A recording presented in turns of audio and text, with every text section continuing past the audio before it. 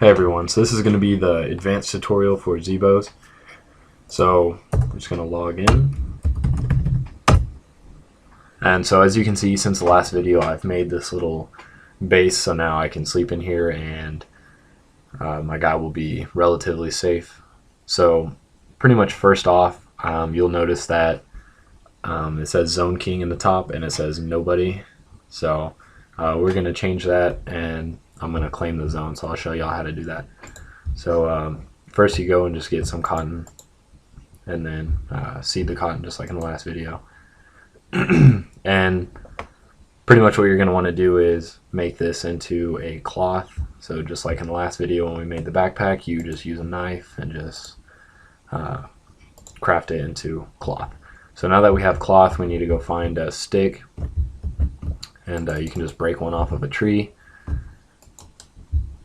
And then let me drop this away from my base so it doesn't grow near my base. So now what you're going to want to do is also keep in mind not to click on the stick or try to wield the stick while you're wearing the knife, because that'll carve it into a spear. And so take the knife off and then wield the stick and then click on the cloth. So that's going to make a flag. So this is just like any object that you place. If I click it right now on the ground, it will place it and I'll claim this zone. We'll put it over here. Boom. Right. So see, now it says Zone King player. So now I own this zone, so no other player can place any log spikes or chests or anvils or place any objects on my zone. They can, however, gather resources. So if a player comes by and picks up this, they can do this. They can cut down these trees. They can drop this strawberry here and it would grow. But they just can't, place any log spikes or like pretty much build on my land. Now they can break my log spikes, my door, they can break my chest, they can break my anvil, they can break all my stuff. If my karma is good, they will lose karma for it. So as of right now, people could actually come to my base and just destroy it as they want and nothing would happen, because I've as in the last video, I stole an anvil from somebody else's base by breaking in, so my karma is low. So that's pretty much the advantage of having good karma. So also, if you want to break item or objects that you've placed in your own zone that you don't like the placement of or something like that, you just right click them and it'll break them. Okay, so I'm back at my base and I got a coal. So basically this coal, whenever you mine it, it's super rare. I think it's the most rare ore. So whenever you mine it, you can place it just like you would place a log, and it works the same way as a log fire would, where you light it with a flint. And the only thing that's different though is anything that you cook on or smelt on a coal fire becomes basically the alloy metal of whatever ore you're doing. So for I'll go ahead, there's 3 different ore types: iron, copper, and aluminum. So copper will become bronze, aluminum will become aluminum alloy, and iron will become steel. So when you light the fire, also you want to use it only on things that are useful. Like for example, I'm using it right now to smelt. I used it to smelt bronze, but really bronze isn't that good. You want to kind of save it for either aluminum or iron. So whenever you do use your alloy bar or steel bar or whatever, whenever you do craft with it, the items that you make are twice as strong and half as heavy. So pretty much it's a lot better. So, but coal fires don't last very long, so you really want to utilize them as well as you can. So I'm going to go ahead and make a let's see, I'm going to go make a bronze hammer. I'm going to use that to make a steel pickaxe, and then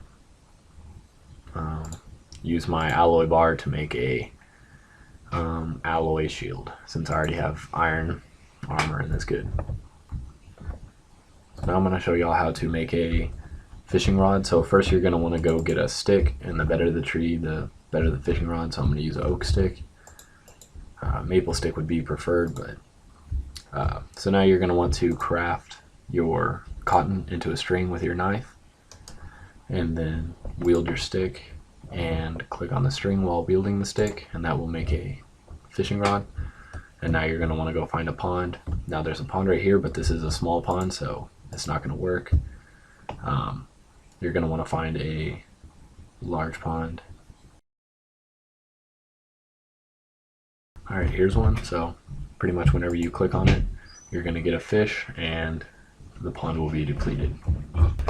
Alright, so now we're going to figure out how to make a bow and arrow, or bow and arrows and a quiver. So first you're going to want to find a small tree like this and cut it down, and so you'll get a small log. This is for your bow, and then you're going to want to come back, get some more cotton, again craft a string, wear the oak log, the small oak log, or any log, any small log, and use it with the string, and that'll make a bow. So I have an oak bow now, and now I got to make some arrows. So I'm going to go get a bunch of sticks.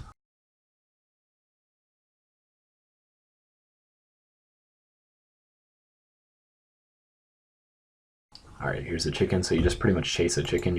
It's gonna drop feathers as it runs.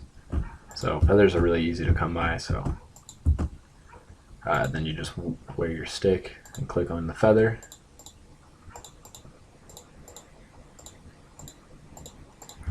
And that's gonna make your arrow.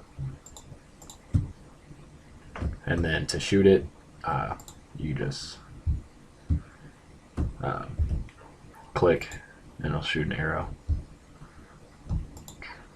See, so I shot the chicken and I got a chicken. So chickens are really hard to catch, but once you get some arrows, it's pretty easy to kill them. Alright, now I'm going to teach y'all how to make a quiver so that you can carry more arrows. So pick some more cotton, pick the seeds out, craft it into cloth, go back to your anvil, get a hammer, and pretty much the same way that you make a backpack, but this time you choose a quiver. And so now whenever you wear this, whenever you wield your quiver, anything that was in your backpack gets dropped to the ground. So make sure that you have enough room in your inventory, or put all the things that are in the second row. So now you can fit all of these 20 spaces right here with arrows, and so there's more room with a quiver. Okay, so now I'm going to teach y'all how to catch horses. So pretty much what I'm going to do is destroy part of my base to where a horse can run in and get trapped. So next all I have to do is go find a horse and lead him to my base. Alright, so here we are. We have the horse near the entrance of my base, so I'm pretty much just going to walk towards it to where it would run away from me and run into my base. And so now, as you can see, he's trapped. So you just approach the horse, and none of the animals are aggressive, so you can just click on the horse and now you can ride around and you can run a lot faster now.